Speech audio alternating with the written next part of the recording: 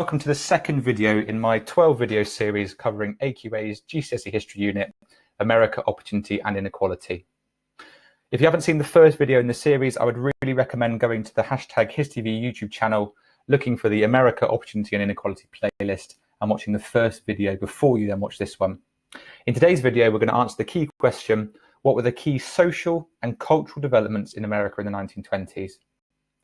Now, for those of you that have watched the first video already, you will know that the 1920s was a time of economic prosperity. It was known as the boom.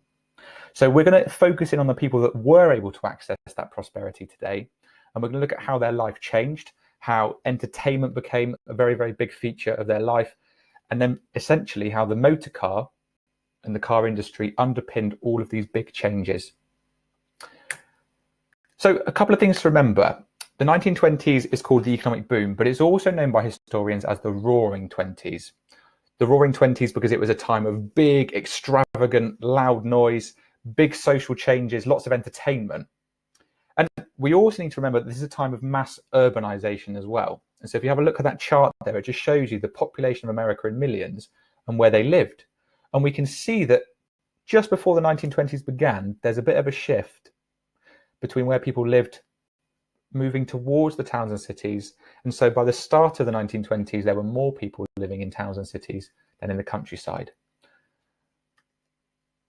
A few other bits of information that will help you understand this unit and the economic boom and the key changes to American society. The average working week in the 1920s fell from 47.4 hours to 44.2 hours per week. So people had a little bit more free time in general. Average wages rose by 11%, giving workers more disposable income. Disposable income means extra money at the end of the month that you can spend on entertainment and leisure time. And finally, this spare time and money was then put into this growing entertainment industry.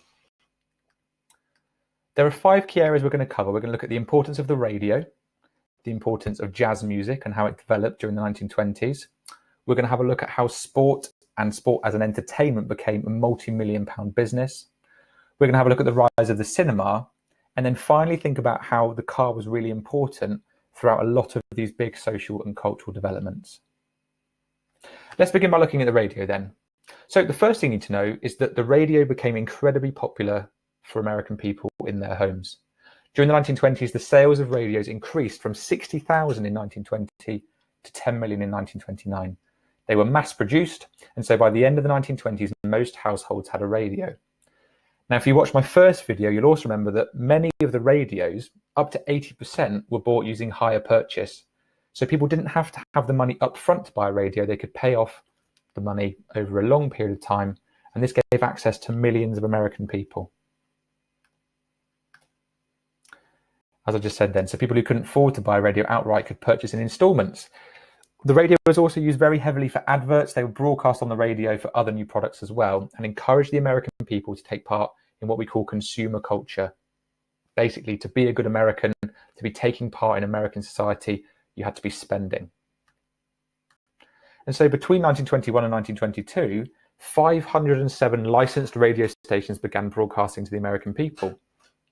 One of the most famous, NBC, which is still around today, was making $150 million a year by 1929. Being on the radio was incredibly big business because so many American people were listening. So we've looked at the importance of the radio, and that links quite heavily to the rise of a new type of music, jazz music. So the radio allowed the American people to listen to new music such as jazz. Jazz was incredibly popular, particularly with young people in America, and led to new dance crazes like the dance to Charleston. If you ever watch Strictly Come Dancing, that's always a really popular dance. And the 20s also became known as the Jazz Age. So you've got the 20s being called the economic boom, the Roaring Twenties, and the Jazz Age as well. Black Americans who'd moved from the country to the cities had brought jazz and blues music with them. So this was a clash of cultures, and blues music became popular with all generations of Black Americans, and that then led into a revolution in jazz music as well. So different cultures with music were coming together. Now for the older generations, they were really unsure about these new types of music.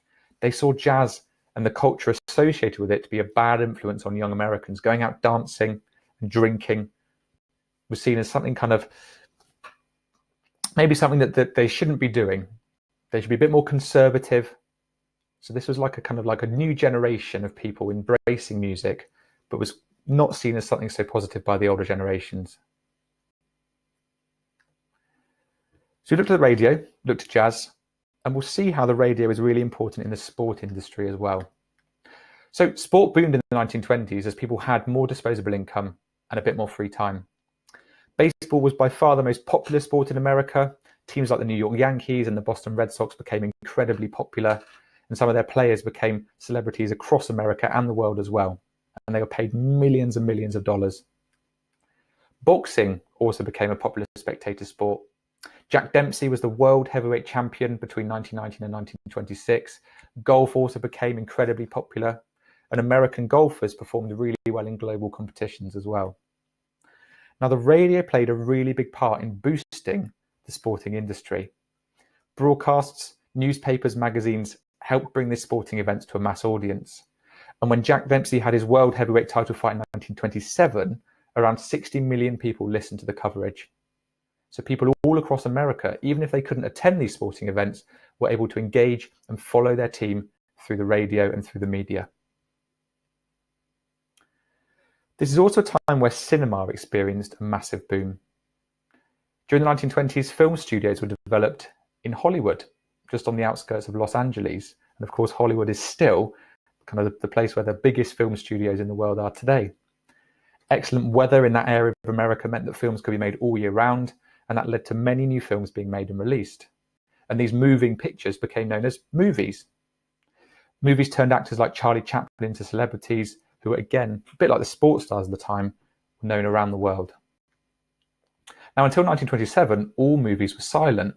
But in 1927, as the technology developed, sound could be recorded too.